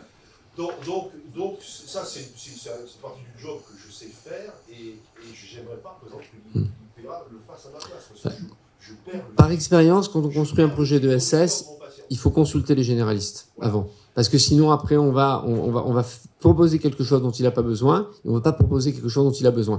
Donc je pense vraiment, par expérience, parce que nous, on ne l'a pas fait au départ, pour être honnête. Et c'est a posteriori, on s'est dit, par exemple, l'histoire des radiculalgies, on l'a rajouté, parce que les généralistes nous ont dit, ça, on en a vraiment besoin. Ok, on le rajoute. Bon, il n'y avait pas trop de doute sur les polyarthrites, ça, on savait que de toute façon, les généralistes, n'était pas trop leur domaine de compétence. Après, sur les choses que vous avez protocolisées, est-ce que vous avez aussi travaillé sur des protocoles, on va dire, où dans le suivi chronique d'un patient, je pense qu'il y a des moments où on pourrait beaucoup mieux s'articuler entre généralistes et spécialistes, et que le généraliste peut faire certaines choses, peut faire certaines vérifications à intervalles réguliers, et du coup, moi je pense, je vois des patients des fois qui sont revus assez régulièrement par un confrère spécialiste, alors c'est pas que ça me gêne en soi, mais du coup, il n'a pas de place pour me prendre. Je suis pas convaincu que ce soit l'ESS résolve ce genre de situation. Ça, je pense que c'est très personne dépendante. Oui, bien sûr, il y a des... Moi, je considère que c'est un rôle entier, mais on ne peut pas le faire seul. C'est-à-dire que c'est la responsabilité partagée de la prise en charge des pathologies.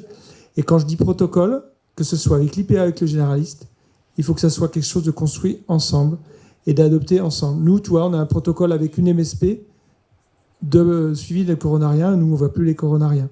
Mais il faut que ça soit construit, il faut que ça soit... voilà. Mais ça dépend de l'investissement de chacun. Et tu peux pas... Tu me dis la science cardiaque, toi, tu veux suivre la science cardiaque. Tu dis, désolé, s'il n'y a pas dans le parcours de soins de la science cardiaque, il ne voit pas le cardiologue assez précocement dans la maladie, tu peux aussi te planter sur les diagnostics. Oui, je gère les décompensations aiguës parce que de toute façon, Il n'y a pas le choix. celles qui ont besoin d'être hospitalisées, j'ai pas le choix. Tu le gères, mais l'enjeu, c'est pas de le gérer, c'est aussi de le partager. Oui, mais quand on peut.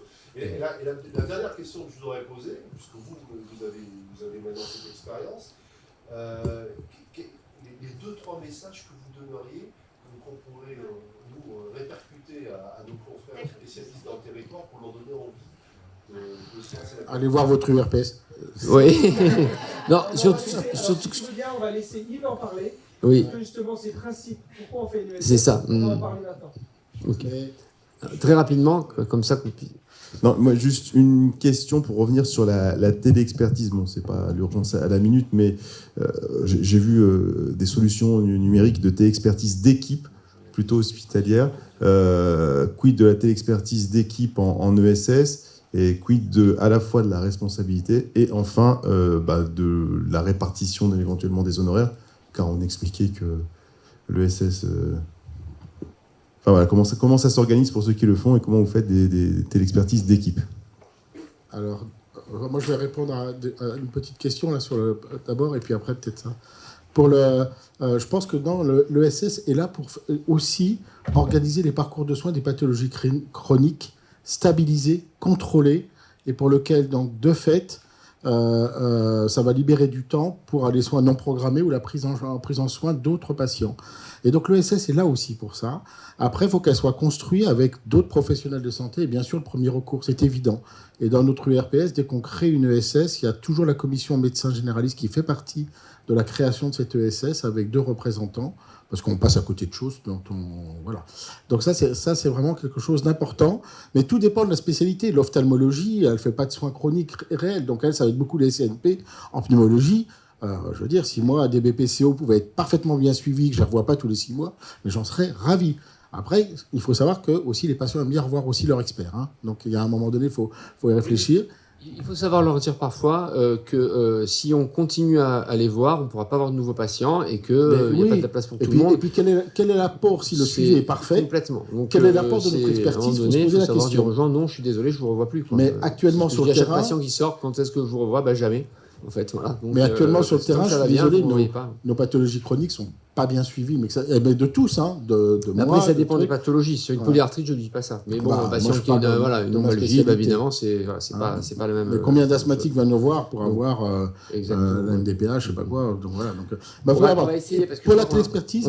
C'est juste pour la téléexpertise. Pour l'instant, moi, je n'ai pas d'expérience, mais je pense que c'est individuel. Hein. Chacun se fait régler. Alors nous, on est en réflexion. Celui qui répond à la téléexpertise. Nous, on est en réflexion sur la téléexpertise de groupe. Pourquoi? C'est pour, en fait, améliorer la pertinence aussi. Alors, ça veut dire qu'on répond de manière individuelle, mais comme en fait, on a un outil qui permet de concentrer pour que la réponse soit plus rapide et éventuellement dispatchée en fonction des compétences et des disponibilités de chacun. Mais ce n'est pas un outil qu'on veut développer. Enfin, la téléexpertise de groupe n'a pas d'intérêt autre que de concentrateur, quoi. Je ne sais pas comment dire. Pour moi, en tout cas, c'est comme ça qu'on le voit. Et c'est un intérêt parce qu'en fait, dans nos spécialités en cardiologie, il y a quelque chose de besoin de réponse rapide pour des pathologies pas aiguës qui nécessitent le 15, mais intermédiaires. Et type douleur thoracique, machin, bidule, et où, finalement, la réponse en 48 heures de la téléexpertise habituelle n'est pas adaptée et on a besoin d'une réponse rapide. Et en gros, le requérant envoie sa demande de téléexpertise qui n'arrive pas sur un individu et qui arrive sur le groupe avec un traitement par le premier qui peut répondre. Oui, c'est ça, mais c'est le premier qui va se faire régler. Et voilà. Et en fait, c'est la différence entre la téléexpertise. Moi, j'ai énormément de téléexpertise avec les cabinets secondaires où je travaille. C'est logique. C'est des gens avec qui je suis en relation permanente et avec lesquels j'ai du suivi de patients et puis une vraie relation individuelle. Enfin, une relation de construite, de partage d'expertise. Ceux-là, c'est normal qu'ils soient intéressés en individuel. Mais quand le médecin requérant estime qu'il y a un besoin que ça soit traité dans l'heure, là, à ce moment-là, l'expertise de groupe a tout son sens. Oui. Et tu vois bien la différence, en fait. Mais la rémunération sera individuelle. Et la rémunération est toujours individuelle. Mais par contre, ça permet, en particulier pour les soins non programmés, d'avoir réellement une réponse différenciée du coup de fil qu'on passe au cardiologue qui est d'astreinte permanente. Et ça permet de fluidifier aussi les choses. Ouais, mais voilà, après... donc c'est une réflexion. Pour le moment, c'est pas en place, on y réfléchit, ça a un coût aussi. Donc il faut qu'on voit. C'est plus cher, enfin, pour Omnidoc en tout cas, ça demande un abonnement, alors qu'actuellement c'est individuellement zéro. Quoi. Mais simplement pour dire que n'allons pas trop vite en besogne, créons-les, et il y aura plein de choses qui vont se créer dedans. Pourquoi pas faire des téléexpertises assistées? Donc, mais il y a plein de choses qu'on peut réfléchir, mais laissons faire le terrain. De toute façon, depuis qu'on a une coordinatrice, moi je peux te dire, chaque fois qu'on a une réunion de bureau, on a une nouvelle idée, un nouveau machin, et on se dit, bah oui, ça, on va le travailler avec tel, ou on va le travailler avec tel, et puis finalement, le plus important pour nous, c'est le travail qu'on fait avec le premier recours en permanence. C'est pour ça qu'il ne faut pas que tu t'inquiètes. Si effectivement, dans le suivi de ta pathologie chronique, tu estimes que tu as un besoin de prendre la main sur tout, tu prends la main sur tout. Nous, on s'en fout. On est simplement là pour rendre service quand tu peux pas gérer le problème tout seul, quoi. C'est surtout ça. Et finalement, on a une subsidiarité sur le second recours. Il est subsidiaire du premier recours qui est ses limites d'expertise. C'est que ça. Et pour nous, ça nous va bien parce qu'on exerce réellement notre métier à ce moment-là aussi. Quelqu'un qui n'a pas d'expertise sur l'hypertension, qui est un médecin généraliste, pour nous, on ne peut pas travailler ensemble. C'est pas possible. On va être obligé d'avancer un petit peu, mais Je fais très vite. Je ne suis pas tout à fait d'accord avec ce qu'a dit Bruno tout à l'heure. Le but de l'ESS, ce n'est pas uniquement de visualiser le travail des médecins spécialistes en médecine générale. C'est surtout de répondre Oui, à peu près.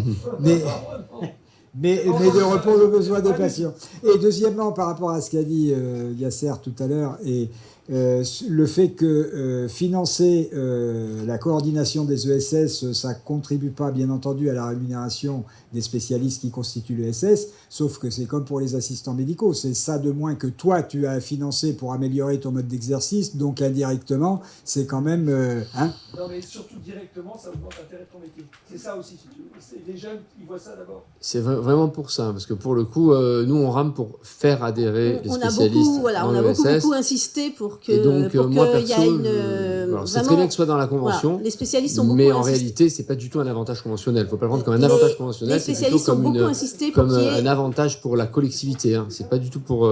Nous, on continuerait très bien à fonctionner sans ESS. Hein. C'est pas un problème. Justement, c'est ça que. Alors, on va passer la parole à notre ami de Bretagne. Parce qu'il faudrait quand même qu'on parle un peu de la place des URPS dans cette nouvelle structuration, et donc qui nous fera remonter l'expérience de URPS Bretagne. Je ne sais pas combien de temps on en a, parce que j'ai perdu le compte avec le repas de midi. Tout ça, on fera avec le temps qu'on a. On fera avec le temps qu'on a. On fera avec le temps. Donc ma place est bien différente de celle des trois collègues qui m'ont précédé, puisque je ne suis pas personnellement inclus dans une ESS. Donc je suis psychiatre et je suis co-vice-président de l'URPS Bretagne. L'autre président, c'est Loïc Kerdiles. Et c'est important, il est anesthésiste. Et c'est important parce que nous nous sommes penchés sur l'ESS aussi à partir des réflexions que nous avions dans nos syndicats respectifs, où nous étions mobilisés sur ces questions-là. L'ESS, elle est partie d'un intérêt partagé. Intérêt partagé par l'administration, par nos instances, qui avaient proposé une première définition il y a plusieurs années, qui était très courte, qui s'est précisée un petit peu plus tard, qui s'est étendue, et qui a été reprise dans le texte conventionnel qui vient d'être signé. Donc intérêt partagé par l'administration, qui était demandeuse qui a fait émerger ce concept, intérêt partagé par les syndicats, dont nous sommes les représentants en Bretagne, et intérêt partagé aussi, comme l'a dit notre collègue tout à l'heure, parce que en Bretagne, donc, nous avions l'association Oncobraise, qui était piloté par deux collègues dermatos, Nicole Jouan à Brest et Nicole Cochelin à Rennes, et qui donc n'avaient pas créé une ESS, s'étaient regroupés pour répondre à une question de dermato, à savoir le diagnostic précoce des lésions suspectes et comment organiser le transfert des images entre les médecins généralistes et recruter des dermatologues qui analyseraient ces images pour proposer un diagnostic et éventuellement derrière un suivi. Ce n'était pas une ESS, elles se sont regroupées bien avant, et le fait de devenir ESS a nécessité des choses. Donc, en Bretagne, nous sommes partis de ça. Hein. Les textes, un intérêt partagé dans nos syndicats, et ce qui existait déjà sur le terrain avec nos collègues dermatologues. Donc, le premier temps qui a été le nôtre a été un temps de collection des données. Et c'est ici, au sein de l'ACN, que nous avons collecté les données lors des différents groupes, des réunions du groupe thématique de SS, que nous avons, au fil des réunions, accumulé ce qui se passait dans les différentes régions et les problèmes auxquels étaient confrontés les collègues, ce qui a abouti à la rédaction d'un document. On avait passé beaucoup de temps dans un document de présentation de ce que c'était une ESS. J'ai oublié si on lui avait donné un nom. J'ai cherché, j'ai pas retrouvé. J'ai retrouvé. Donc, nous nous sommes beaucoup appuyés sur ce texte de présentation de ce que c'était une ESS et aussi d'incitation. Nous avions, je crois comme beaucoup de nos collègues, enfin j'ai cru le comprendre là, aussi une conviction, hein, la conviction de l'intérêt de promouvoir les ESS sur le terrain, c'est-à-dire de valoriser le travail des spécialistes, hein, c'était bien notre ambition, mais aussi de répondre à des questions auxquelles le spécialiste tout seul ne peut pas répondre dans son cabinet. Hein. J'ai l'habitude de dire que ce qui est compliqué dans notre exercice professionnel, c'est pas tellement ce qu'on a fait à la fin de la journée. Ce qu'on a fait, on sait le faire, on est fatigué. Ce qui est parfois beaucoup plus compliqué, c'est ce qu'on n'a pas fait. C'est ce qu'on n'a pas pu faire, c'est ce qu'on n'a pas été en mesure de faire, et on reste avec ça. Et la constitution d'une ESS est une façon de se regrouper pour essayer de s'organiser, pour avancer un petit peu, en tout cas reculer la limite de ce qu'on ne peut pas faire. Et ça, c'est quand même très, très important pour un certain nombre des collègues qui se retrouvent ça. Donc, fort de ça, fort de cette dynamique-là, nous avons lancé un appel à projet, c'était il y a 1 an. Alors, on l'a lancé, c'était sans doute le pire moment pour le faire. On l'a lancé début avril 2023. Début avril 2023, si vous vous souvenez, c'était non-signature de la négociation conventionnelle, ce qui n'était quand même pas le meilleur moment pour aller solliciter des collègues. C'est pas grave, on a donné 1 mois. 1er mai, il y avait 15 jours de vacances scolaires. Donc on ne se donnait pas les meilleurs... on savait qu'on avait des collègues sur le terrain, et à notre grande surprise, malgré ces mauvaises conditions, eh bien, nous avons eu 8 réponses. 8 réponses venant de collègues qu'on pouvait connaître, mais de collègues qu'on ne connaissait pas. Ça veut dire qu'avec ce document que nous avions produit à l'ACN, eh bien, les spécialistes qui l'ont reçu ont tout de suite vu un intérêt pour eux à construire une ESS et donc se sont rapprochés de nous pour donner suite. Je crois que c'est très important enfin ça a été, enfin pour moi en tout cas, enfin pour nous hein, à l'Union, c'est quelque chose qui a été extrêmement important de se rendre compte de ce retour, de cet écho que nous avions en lançant cet appel, parce que clairement il y avait beaucoup de gens intéressés. Donc il y avait 6... Donc on avait retenu... Donc je vous ai dit, il y avait 8 projets. On en a écarté 2 parce que 2 qui ne relevaient pas des ESS, qui relevaient d'autres choses, mais pas d'une ESS. Donc on avait décidé d'en retenir 3 pour la première année et 3 pour la seconde année. 3, parce que c'est le nombre de projets que nous pensions être en mesure d'accompagner au sein de l'URPS, puisque c'était nos forces pour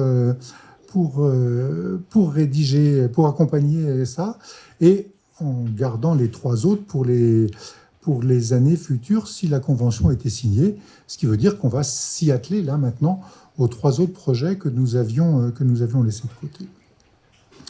Alors, quel a été notre retour pour ça? Et je pense à la question que vous posiez, monsieur Benoît, qu'est-ce qu'on a fait?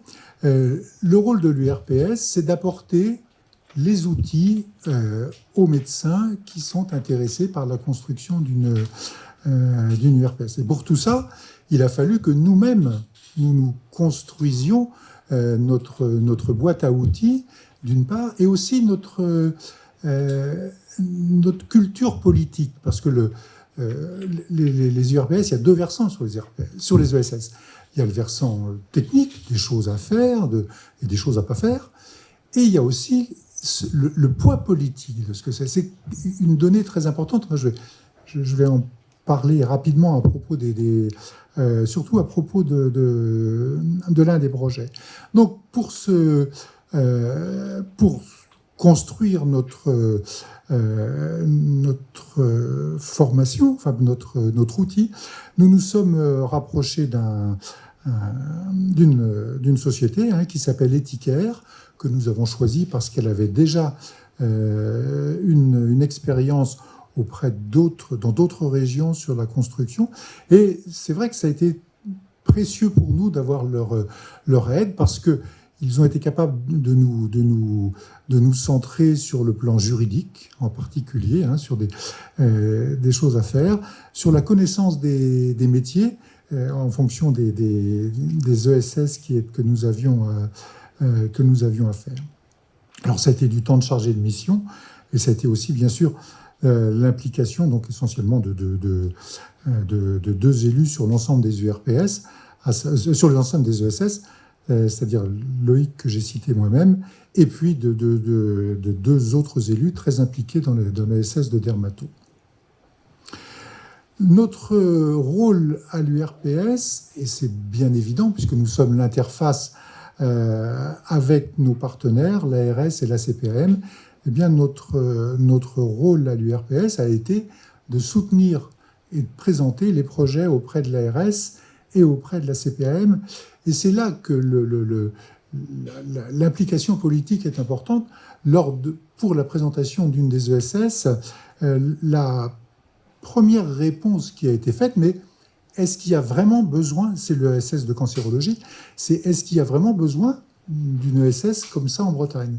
Et ça, c'est une question politique qui était renvoyée par l'ARS, à savoir, est-ce que l'organisation des soins et la prise en charge des soins et du cancer par le service public n'est finalement pas suffisante, et est-ce qu'il y a besoin d'aller développer une organisation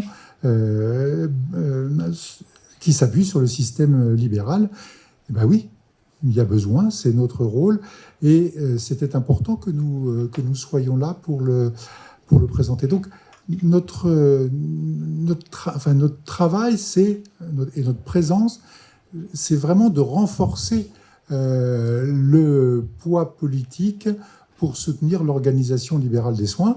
C'est notre mission, c'est l'une des missions premières de l'URPS, et la mise en place des ESS en sont une, et c'est pas gagné, ça va pas toujours de soi suivant les ESS.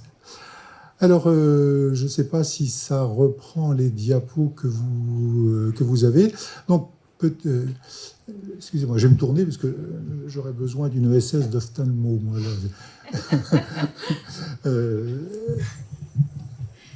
Voilà, donc les 3, peut-être vous dire, les 3 ESS que nous avons retenus étaient 3 ESS dont le champ était extrêmement différent. La première, c'était l'ESS de dermatologie, donc, qui était constitué déjà préalablement. Ça doit être une avancée encore un petit peu. Voilà, c'est ça, l'ESS Dermato-Braise. Donc, elle s'appelait Onco-Braise avant.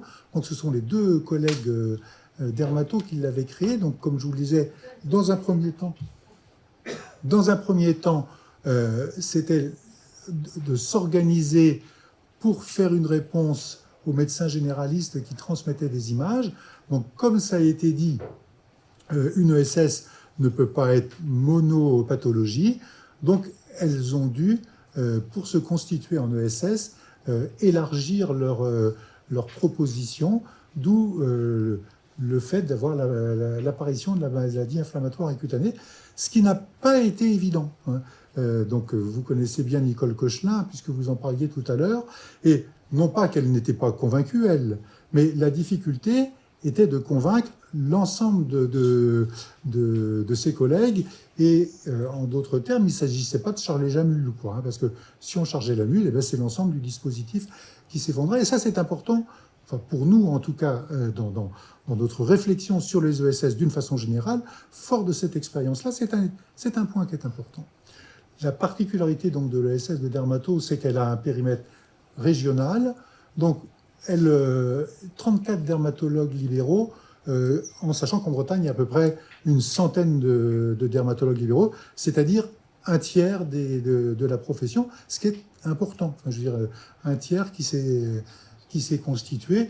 Donc, elles sont bien avancées. Le projet de santé est finalisé, l'association est constituée, donc les choses sont en place.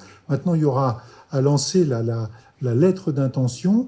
Et là, on en dira un tout petit mot à la fin sur le moment auquel il est opportun de le faire par rapport à la question de la convention. La deuxième ESS, il faut qu'on finisse à 16h. Oui, on va finir à 16h. Il reste 3 minutes. On fait ça, tout notre temps. La deuxième ESS, c'est l'ESS d'endocrinologie, donc dans un périmètre tout à fait différent, qui est un périmètre départemental, qui regroupe 7 endocrinologues. Alors 7, c'est pas beaucoup, sauf que c'est 7 sur 12, parce qu'il y a 12 endocrinologues, donc c'est beaucoup. Ça veut dire plus de 50% de...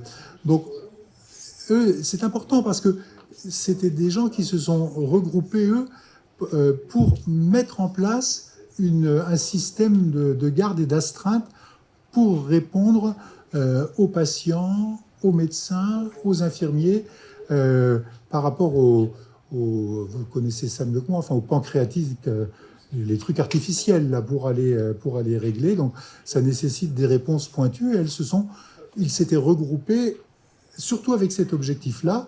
Et même chose que pour les dermatologues, pour se constituer en endocrino, il a fallu qu'ils étendent leurs propositions,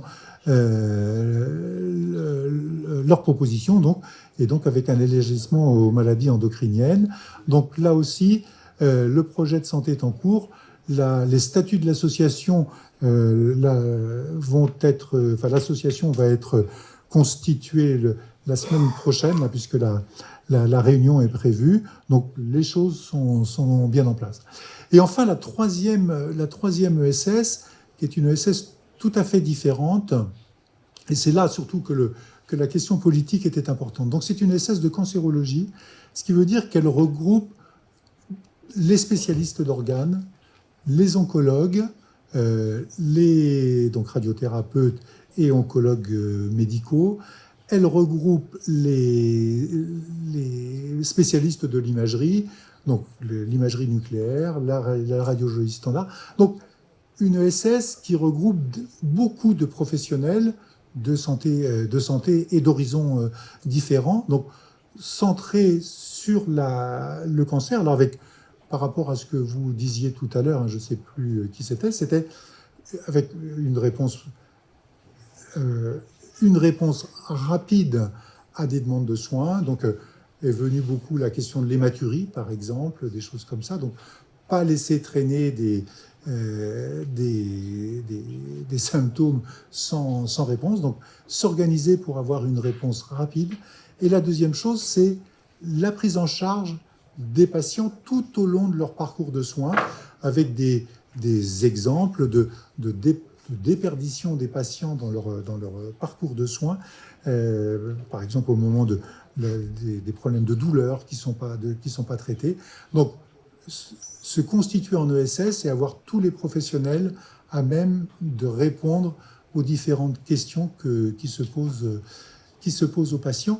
Et c'est sur cette ESS-là que la première réponse de l'ARS a été de dire « mais il y a déjà le centre anticancéreux, est-ce que ça ne suffit pas ?»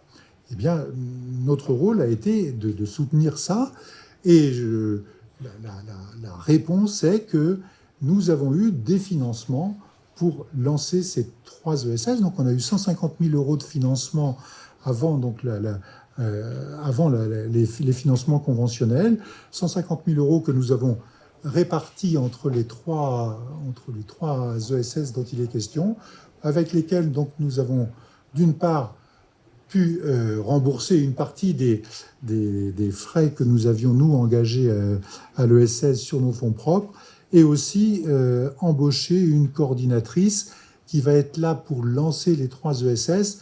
Ce ne sera pas la coordinatrice des 3 ESS. Elle est là pour le lancement de ces 3 ESS. Et bien évidemment que lorsque les ESS vont être constitués, eh bien il leur appartiendra à chacune, avec les fonds conventionnels, de s'organiser et de recruter. Donc, un point peut-être par rapport à la question de financement, parce qu'on en a parlé il y a 2 jours, nous étions au bureau jeudi dernier, sur le temps opportun. C'est-à-dire que les fonds conventionnels seront disponibles à partir de janvier 2025, et sans doute qu'il est plus opportun de déposer la lettre d'intention pour déclencher tous les fonds conventionnels, à savoir les fonds du lancement et ensuite les fonds propres en fonction des à la fin de l'année. Enfin, ça, c'est avec le directeur de la CPM de Bretagne qu'on a vu ça. C'est sans doute à la fin de l'année qu'il sera opportun de lancer le processus pour que les fonds conventionnels se mettent en place, puisqu'on sait que les fonds FIR, eux, par contre, évidemment, vont s'arrêter. Je pense que ça. Alors, nous avons bien l'intention, donc on en discutait avec la directrice, de continuer à solliciter des fonds de l'ARS pour poursuivre ce travail. Parce que ce travail, le bilan de ce travail d'1 an que je viens de retracer là, et bien ça va se répéter. C'est-à-dire qu'il y a 3 ESS qui attendent. Enfin, je dis 3, on en connaît 3. Mais je veux dire, le fait maintenant que c'est validé dans la Convention va probablement donner des idées à d'autres collègues, et on peut penser qu'on aura d'autres sollicitations. Donc, je pense que le rôle des URPS sera de s'appuyer sur ce qu'a été là notre expérience. Donc, avec l'importance de maintenir le groupe thématique, mais ça, au sein de l'ACN, parce que quand même, on se nourrit. Je viens de noter là quelques points importants qui viennent d'émerger dans notre discussion. Et à chaque fois qu'on se réunit, il y a des points qui me font réfléchir et à transmettre aux autres. Un autre petit point tout à fait annexe, là, qui ne concerne plus la Bretagne, mais qui concerne la psychiatrie, puisque je vous ai dit que j'étais psychiatre, je souhaiterais, et je suis très preneur des informations concernant la mise en place des ESS de psychiatrie dans les différentes régions, parce que de mon point de vue, les ESS de psychiatrie nécessitent un regard, une approche différente au niveau de la territorialité en particulier. Le département n'est pas forcément le périmètre de la psychiatrie. Je vous rappelle que l'ESS est un concept qui est très ancien. L'ESS, ça existe depuis 1960. Ça s'appelle le secteur psychiatrique. Bon, on est tout à fait attentif à cette demande, et d'ailleurs on est en train de colliger l'ensemble des ESS sur le territoire, aussi bien ceux qui sont opérationnels que ceux qui vont l'être. Une dernière chose avant de conclure, l'accompagnement a été fait par Ethicare, mais certaines URPS le font d'elles-mêmes. On n'est pas obligé de passer par une boîte privée. Il y a des URPS. Alors, Bretagne a fait un choix, PACA, on en a fait un autre. Et donc, n'hésitez pas à solliciter vos URPS, que ce soit pour, comme c'est le cas en Bretagne, être force de proposition, ou, comme c'est le cas en PACA, pour être structure d'accompagnement. Voilà. Un mot supplémentaire, Eric qui est à côté le sait bien, nous avons dans le drive de l'ACN tous les travaux du groupe sur les ESS, avec tout ce qui a été remonté par les régions qui peut vous inspirer pour des structures juridiques, pour des organisations, pour des réflexions, pour des spécialités qui ont déjà été faites. Pour tous vos territoires, je pense que vous pouvez trouver une mine d'informations qui est... Et puis aussi les protocoles et les méthodes d'accompagnement des différentes régions, si vous voulez vous en inspirer. Et ça, c'est vraiment à destination de toutes les URPS. Le drive, je pense que vous y allez tous les jours. Un dernier point qui est important, c'est que j'ai parlé là du fait d'avoir été l'écho des demandes qui nous étaient faites. Je pense que ce que sera le rôle de l'URPS, et ça a été souligné lors du dernier groupe thématique de l'ACN, c'est aussi que les URPS soient en mesure d'impulser la création de SS là où elles vont voir émerger des choses.